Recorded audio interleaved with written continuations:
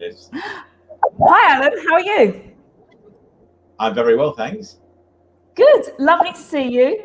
Thank you for joining us here today on Freedom Day. So the timing is perfect. And welcome everyone who's here watching us live and watching us on the replay.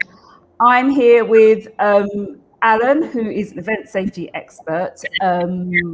Been working with for many, many years, and he's our first returning guest to Collective Thinking Live. So welcome back, Alan. Thank you so much for joining us. We thought, given today, it would be perfect timing just to talk about the current landscape. I'm Lisa, I'm founder of the Wentworth Collective, and we organise exceptional experiences for our clients now in the virtual space and in person. And I've been working with Alan for many years, including most recently in the past year on some of the events where we've put them online and they're in studio. Alan, do you want to give a quick, brief overview of your experience to date, but most particularly in the last 6 months and how the landscape's changed? I think, yes, a lot has changed, as we all know. I think when we first came into this pandemic, we didn't know very much. And many of the things we did were through ignorance. We now, 12, 14 months on, we now understand this virus a lot better. We understand how it's transmitted, and our controls have changed quite significantly over that period of time. So I think that's the biggest change.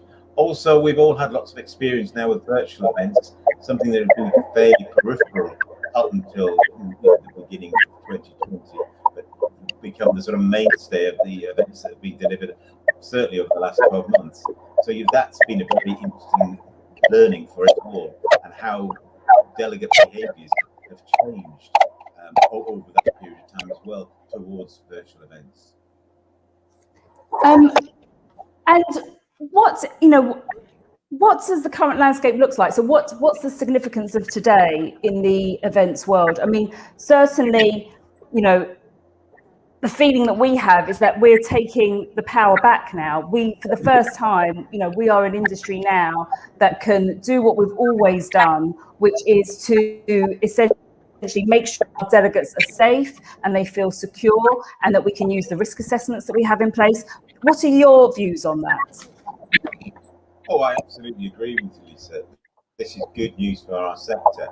We're no longer hamstrung by very prescriptive government legislation that's been typically written by people who've never worked in the events industry, and in many cases quite inappropriate and indeed almost impossible to implement.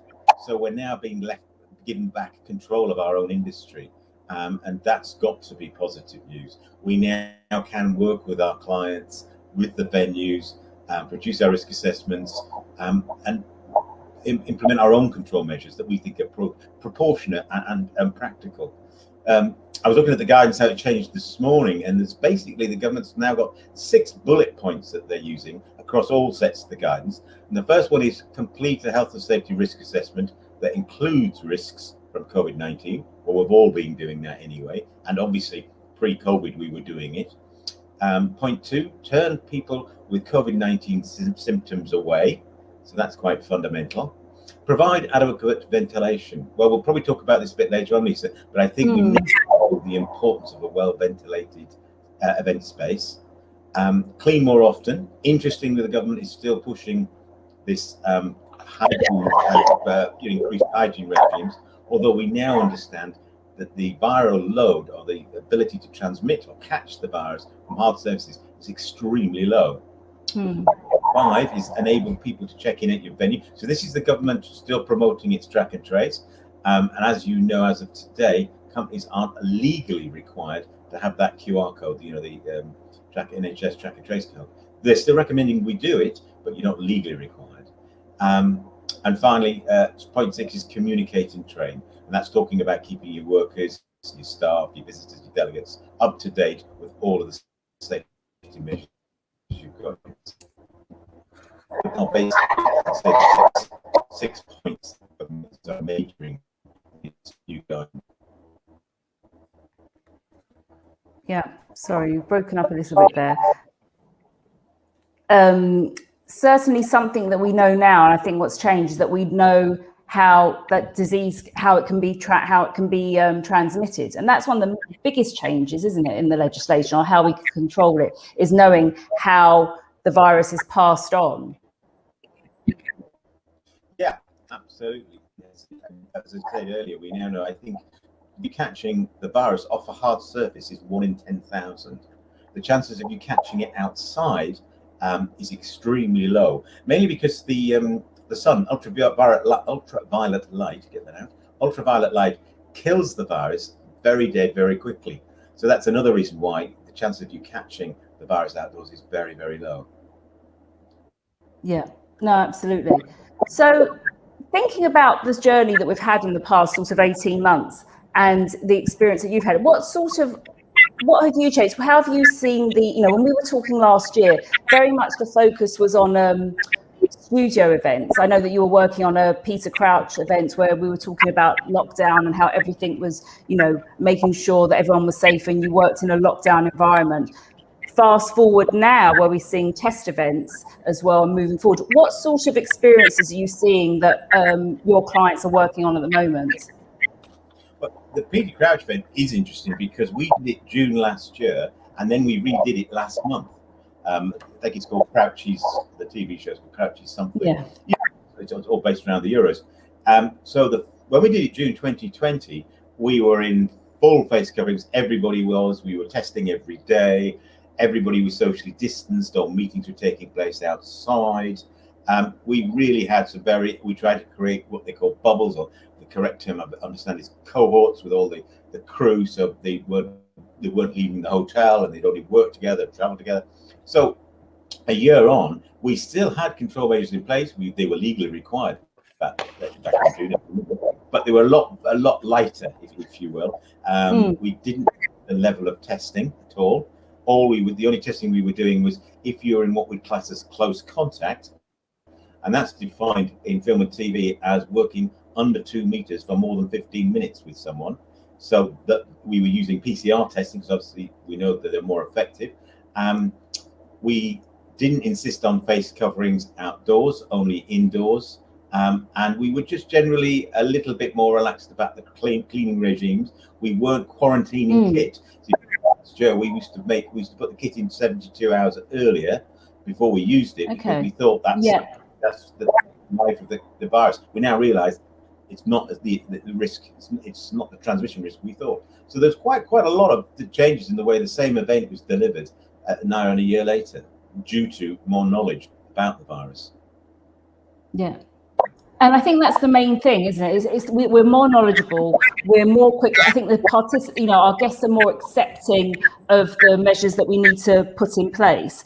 So I think what we were saying when we were just preparing this talk is that now we're in a space where we need to be mindful of not over egging, the risk assessments, or making it be in such a clinical environment that people feel uncomfortable, or not underdoing the measures that we put in place. It's all about how can we make our participants, our guests, feel comfortable, and the measures that we put in place. We've already spoken about, say, social distancing. I mean, that's one of the things that we don't need to put in place now. What are your views around that, around social distancing, face coverings, that sort of thing? Well, I think the first thing to say, Lisa, is it's not good to make assumptions about, particularly if you're talking about your delegates here, their level of education, their public health education, if you will. Many people still don't understand how you catch this virus. Yeah. They did their learnings 12 months ago, and they haven't progressed with the scientific research and what we now know. So one's always got to be mindful of that with what we're doing. It was interesting. I read an article last week in The Guardian, and we were talking about this hand sanitizing. You go to shops and hotels, and they bark at you, can you sanitize your hands? The reality of that is we now know, firstly, that, as I say, the chance of catching the virus from a hard surface is almost zero. Also, many in offices, as you probably know, using anti-bac hand sanitizer, which is totally pointless. Cleans your hands, but COVID's a virus. So Johnny COVID is having a right old chuckle in the corner when using anti-bac, because it doesn't work on him. So, that's still going on. And The Guardian actually referred to it as hygiene theatre. And I thought it was a great expression. And I kind of understand it. I'll give you a brief example. I'm doing an event next, or the week after next, in Manchester Square, Centenary Square. It's the launch of the Manchester Commonwealth Games.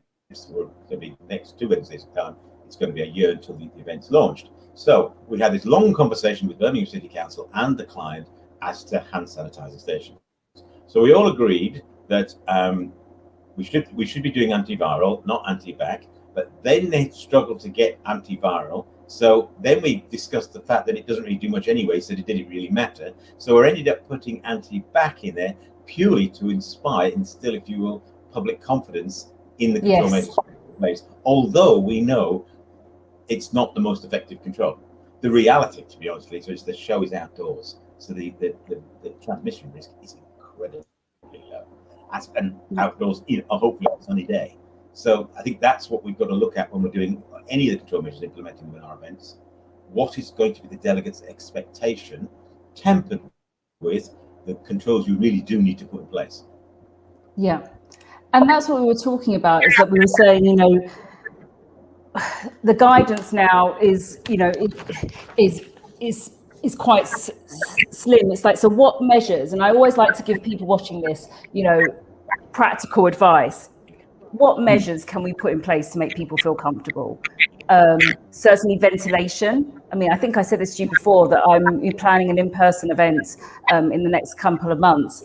And the lens that you're looking through now, and when you're planning it, knowing that there is a little bit of hesitation, people are quite nervous about meeting in person, is that we're looking and we're selecting venues that have, like, for example, they've got high ceilings, they've got lots of windows, they've got lots of outside space. So it means that something like knowing that, being in spaces which have, have lots of ventilation are going to make your delegates feel more comfortable with choosing venues that meet that criteria. For this particular event, although we don't need to do full social distancing, we want a little bit of social distancing. So again, we're planning the flow with that in mind. So I think in terms of that, putting those control measures in place is really important, as well as the risk assessment. Would you not agree? Oh, absolutely, absolutely. And it's the same way we've approached safety pre-COVID. We've looked at the risks associated with the event, and we've identified and applied control measures. It's exactly the same as it always was, but now, as I say, we're free from government legislation. Yeah. But as you and I discussed, I think social distancing still needs to be considered, although the government says you don't legally have to do it. And as I say, I thought it was very, very, it was the fact that it wasn't in one of those 6 points in the new government guidance implemented today. It was notable by its absence. There was no mention of social distancing. I think we will still continue to not necessarily put the markers on the floor for queuing and all of that, so those sort of protocols. Yeah. Make sure we know how many people in one space at one time, whether it be in the conference center, whether it be the breaks, whether it be moving around for breakouts or going to catering stations. All those things I think we've always been mindful of it, more for the delegate experience than anything else. But I think because of the risk of COVID, we will focus more so on it than we have done. Also, I think if we put delegates into areas where, I always cite the example of crush bars in theatre. Just the title alone is enough to put you, if you're a risk averse, going to the theatre. And we want to avoid any of that. And I think we've all seen it around catering stations in the break. Everybody's trying to get their coffee and their chocolate biscuit. It's that sort of thing, splitting up catering stations, for example, not having a single one, having them spaced out, and having maybe different groups break for coffee and lunch at different times. I think that's the sort of focus, which is interesting enough. The delegate probably won't be aware we've implemented these controls, but in my view, they're often the best because they're unaware. But because they're unaware because they didn't feel like there was too many in that one space because we'd staggered them. If that makes sense. Exactly, and we talk about it here in the office as like our design thinking approach. You're essentially putting guardrails as people are walking along without them realizing that they're supporting them. So it's even, you're thinking about the flow of the event. I think more than ever now, event planners are thinking about the food, canapes. I was talking to someone at the weekend about buffets. Are buffets going to come back? you're thinking more about the stages, about how people are serving food. It's just you're more aware about all the touch points that people are going through, and using that as part of your risk assessment to map out where you have to put measures in place. Yes, absolutely. And once again, it's about people's perception of how they catch the virus. I mean, a lot of people understand it is not a foodborne virus. No. We can't through food at all, but they don't know that. So they'll see a certain style of serving, whether it be help yourself buffet style. They go, "Oh, that's not right." And in fact, there's nothing much wrong with it, but it's their perception or their level of awareness of the effective controls. Yeah. Yeah. And what's your view on testing, Alan? Now, it's quite a perverse subject, because I think what we've got to remember, testing was what we used very, very heavily 8-9 months ago, because we didn't have anything else. We didn't have a vaccination. We didn't have anything. So testing was the only way of making sure, but reducing the transmission. I think that obviously there's the two types of tests that we see popularly used. We've got the lateral flow, which is the NHS rapid one. You can go online and get for nothing. That's about 40% inaccurate. Inaccurate in the way they give you a false negative, which is not good news. Then you get, but it's cheap. It's free at the NHS. You will find when they first came out, they're about 100 quid, so it gives you some sense of how it moved. Then you've got the PCR test, which is in fact a DNA test. So it's very, very thorough. It takes you a whole sample of your saliva and then blows it up. So it can pick up whether you've had the disease 4, 5, 6 months ago. It can pick up chances of the virus. So it's good and it's bad in some ways. It's good because it's very effective. It's bad because it picks up people who are well recovered from it. It's bad because it can be very expensive to do it privately. And it takes at least 24 hours to get results, which can be quite difficult and quite difficult to manage in an event scenario for delegates. Usually we've got 2, 3, 4, 5,000 or whatever delegates. That's a lot of people and a lot of data to process. But I think with the testing, it's probably the approach I would take as an event organizer would be the government's current approach, which is we don't make it a requirement, but we say we advise that you don't come to the event unless you're fully vaccinated or you've done a lateral flow test. What it does protect, testing does protect is an individual that's asymptomatic, because some people are right as rain, no issues at all, but they are carrying it and they will pass it on. So testing does provide a level of mitigation, but it's certainly it's not the goal, the silver bullet by any stretch of the imagination. So I think it's down to your discussions with your client, identifying their risk adversity, what level, if any, you put in place. And we were discussing before about self-certifying, about delegates saying they're not showing any symptoms or that they've done a test, or putting those measures in place again to make the environment, to reduce the risk as much as possible, essentially, in ensuring that people are not showing any symptoms or they've taken a test, so that that you've done as much as you can to prevent the virus entering your event. So, I mean, in terms of sort of practical ways in moving forward, we've mentioned about testing, we've mentioned about, risk assessments that we would put in place. I mean, something we've spoken about before as well was like working with the venues, so working with your suppliers. What's your experience with that? I know that last year we were talking a lot about the wedding industry, and I know that you're working with like the likes of, say, larger organizations as well. How can we all work together to, move forward, essentially? Yeah, I think, to use the government's current guidance, I think we start with our risk assessment, which we should do in conjunction with our client, and we should establish our client's risk adversity, because previously we discussed the COVID legacy. What's going to be left behind after today, when we're not legally required to do anything? And there's a significant legacy, and people's behaviours have changed dramatically, way beyond what I ever thought they would. And we were discussing earlier, Lisa, weren't we? That people, when we were first told we had to wear face coverings, we all found that really difficult. Now, although we're not legally required to wear them, I think many people will still be wearing them, particularly in offices, any crowded places. And that's, we're making our own assessment of the risk to our own personal health and taking whatever measures we feel sensible. So I think that's your kind of starting point. And then you work forward from there. Engage with the venue, look at occupancy capacities, look how easily or well ventilated the venue is. You might even take a more seasonal approach to your events.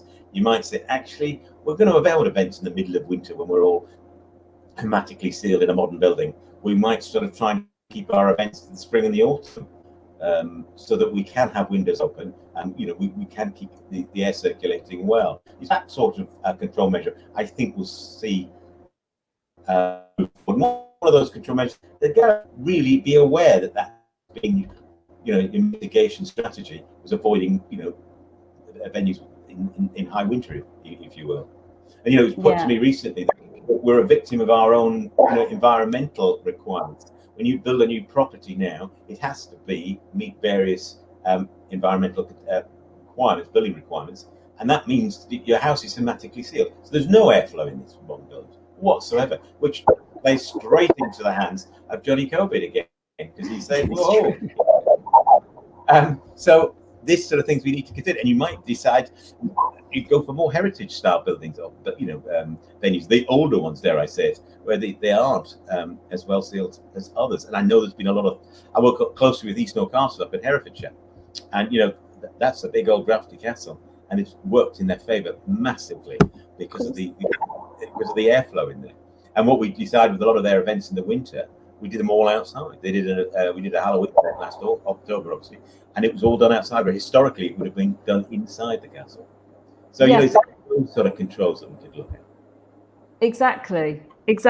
And I think the other point I was going to make was, venues as well they're being very collaborative as well with us. So in terms of us being able to have the risk assessment as well as from a health and safety perspective, i.e. fire and all the other bits and pieces that we've done before. Now it's really encouraging to know that they have their COVID risk assessments, their backup plans as well. Even last week I was talking to a venue and they had a ping on their app, and already there were measures in place about how we would move forward. And I think this is the new world that we're working in terms of live events, in terms of having the risk assessments in place. And I think we said it's an event safety plan, but it's larger than what we've done before.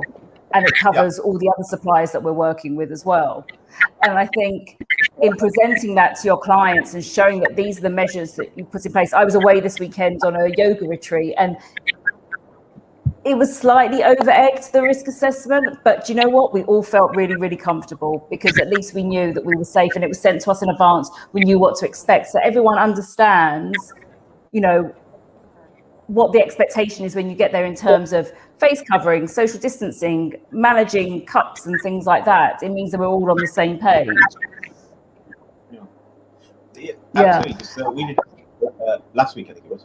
Last week for Salesforce, with a big American organization, and they all flew over from America, the event team, and we delivered the event in Tobacco Dock. I don't know if anybody's aware of Tobacco Dock, but it does have a lot of open space that's covered.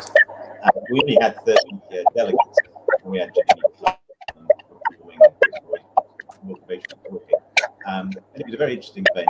But what was also interesting was talking to the venue, and they were allowed us to benchmark other events that had previously been delivered there.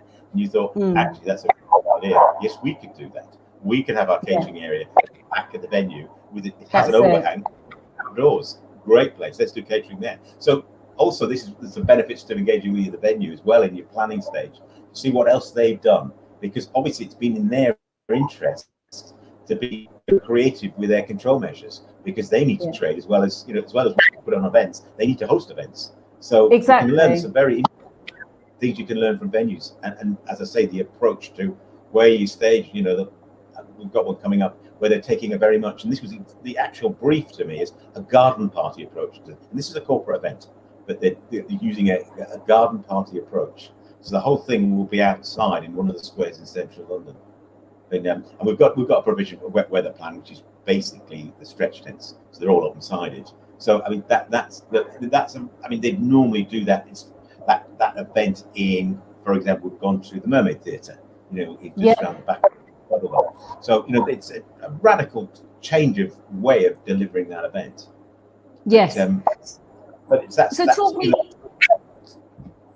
through that garden party approach. Essentially, it's moving everything outside, and for what we were saying before about having more ventilation and having more space.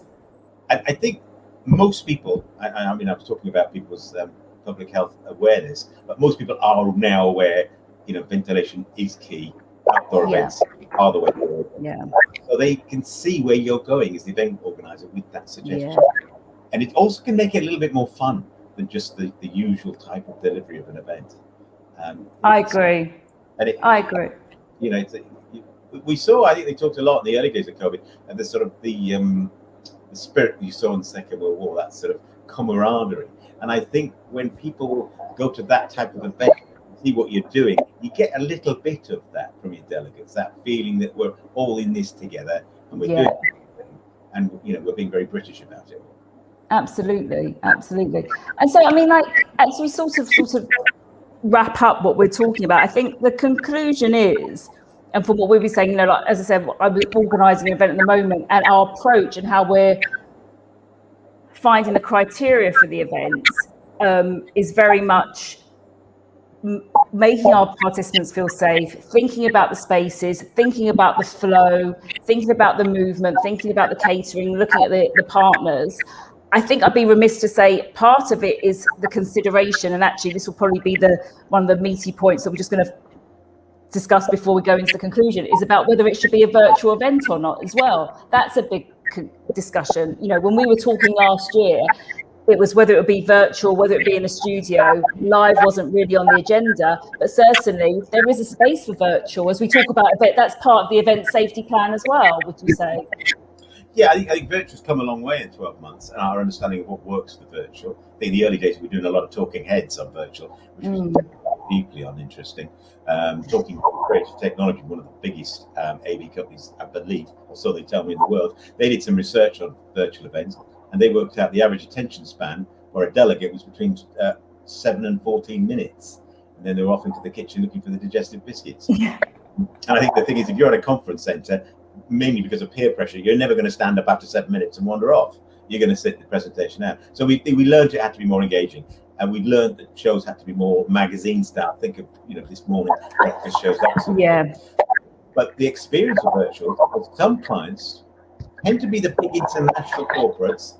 Virtual works, totally works. If they've got a 20-minute, 40-minute message they want to get out to a lot of people simultaneously, virtual works very well, because they can get at their CEO. We did one a couple of months ago for Visa Europe in their building, and she was able to talk to an awful lot of people in a very short window, and she just came down a few floors of the office. So you weren't taking anybody out of it. But then on other types of clients where there is a level of communication, there is a level of interaction. It can be sales-based, it can be motivational, it can be training. There is no substitute to the live event. You have to let people get together and interact. Anything with a creative input, very much so, doesn't work on virtual. I think a lot of creative agencies I'm talking to now, trying to get staff back into their offices, having worked from home for the last year or so, they said, we are suffering because we can't brainstorm. Doesn't work on a virtual, on a Zoom, on a Teams. It just doesn't work. No. So this, and then you get the hybrid, which I think we now realise is the worst of both worlds, because you get the costs of both the virtual, which, as we all know, the broadcast costs can be phenomenal, and then you've also got the cost of a live event. So it's a sort of rock and a hard place type thing, So it's there's a place for virtual, there's a place for live. Not convinced about the hybrid. No. I think that's one of the main takeaways that I've had from the pandemic, is the choice that we have, and that there is a place for virtual. I think I've been really enjoyed doing the studio work as well. We did an event recently, or for example, when we did the Vitality Big Night In recently, we've definitely reached a larger audience for that particular event. But then for another, when you want to meet in person, like you say, for the brainstorming, the human connection, and it's the conversations that you have that aren't scheduled with the screen, where you get those nuggets of creativity that are so important for the industry that we love. So I think as we sort of wrap up, Alan, like we've spoken about, pointing back to our opening comments about how today is really significant for the events industry, because we're taking the power back into our own hands in terms of making our delegates feel safe, but in our planning as well. From our discussion, it's the key takeaways really are, you start with your vision in mind, have a really, robust, probably risk assessment, make sure you have a risk assessment.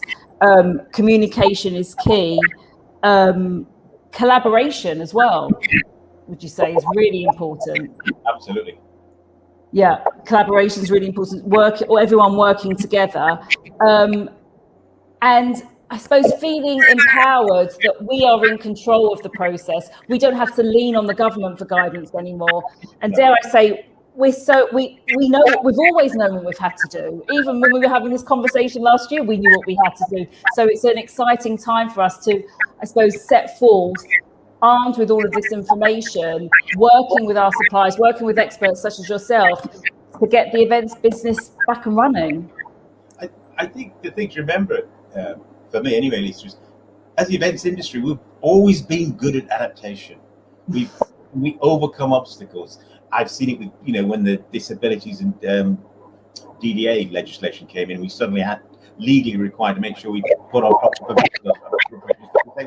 We rose to that challenge, and it was an issue when the food allergy legislation came in. The 13 allergens that we had to be aware of. Yeah. We tried it and overcame it and carried on. It's what we're very, very good at, and I think we should never forget that. I think what happened a year ago is we were very much in a strange world, a strange place. There was no guidance, nobody understood anything. It's a very different landscape now. We know a lot more about pandemic control, and as we said the other day, Lisa, this isn't over. We're going to have another COVID-21 or whatever firing its way at us. So we have to learn to live with pandemics. We have to learn how to manage them, and we have to learn how to manage them in tandem with delivering live events, because we can't go like we did in 2020 and just fold in on ourselves when we get another mutant or another style of pandemic. We have learned a lot. We absolutely have. We have. And we're good to go, aren't we? We're ready. Like you were saying now, if another variant happens, we're ready. I suppose we've managed to keep moving, and we're able to support our clients to help them keep moving. We have solutions for them. Absolutely. And I think personally, from our business perspective, in October, I have 4 or 5 people that help me out. We cannot take another event on in October. All 5 of us are chock every day in October. So the appetite for live events is massive. Yeah. And it's going to be exponential, the rise in big corporates. Actually, we can do this. Yeah. So I suppose in a very positive and uplifting way, what are you working on at the moment, Alan, just to show the breadth of work that's available for people who are taking that step out of the virtual world? Well, as I say, we're working on the Manchester Games launch event next week. We've got the weekend, we've got a corporate family fun day for a large racing team that's associated with an energy drink. So you can work that one out. We've got 2,000 people coming to that one, and we planned that right the way through the restrictions being in place, and we planned for maybe another delay in the restrictions, and not being lifted as of today. So that's going ahead. We've got a large event for Deloitte where they've picked 4 different venues throughout the UK. They're putting between 300 and 400 delegates in each venue, and the event's going to be staged. They're going to be staged simultaneously. So that's quite an interesting one. My wife is working on Cisco Live. Now that was an interesting one. Cisco Live last year said, right, we're going. I don't know if everybody's aware of Cisco Live, but historically it goes on for about 4 days, and they get anything up to 15,000 delegates. So it's a huge show. It's been around for 15 years. So last year, never going to do it again. We're going to do it virtual, blah blah. reading between the lines, between you and the rest of us, it didn't work for the virtual.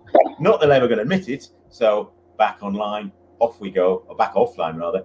Yeah. That's going ahead again next February next year, and the planning stage is full tilt. Huge team of event professionals all involved in how to deliver it for next year. And there's very little chat about COVID, to be honest. I think there will be nearer the time. I think generally people feel there's not much point talking about it now. We need to get a bit closer to it. We're working on Silverstone Classic, which is obviously at Silverstone. That's a car show. That's going ahead in July. What else have we got? Doing an event as we speak for Toyota with their CEO, I think he is, and we're at the theatre in Wimbledon. That one is a virtual event, but it's a section that's been made for a much bigger event. They're going to live stream, I think, in September. So there's a lot going on, an awful lot. Yeah. And we're working together. We've got some events coming up that are in person as well that we're collaborating on, that you're going to be helping me with my risk assessments as well and getting your rubber stamp on that. So I think it's exciting times. And I think, as I say, the conclusion is that we could do this. We've got this. We always have been able to. And, it's a very positive time for us, still with making sure that people feel safe. Thank you so much, Alan. I really appreciate you coming back. I know the audience will really, really appreciate you coming back. I know that last time we had a crib sheet of what to follow. That's going to be changed now, and we're going to offer that again. I think we're going to put that on our website so people can see what they can do. And I think, we approach with caution. We take every day as it comes. And essentially, I think we're all in this, we all support each other, and we're all in this together, aren't we?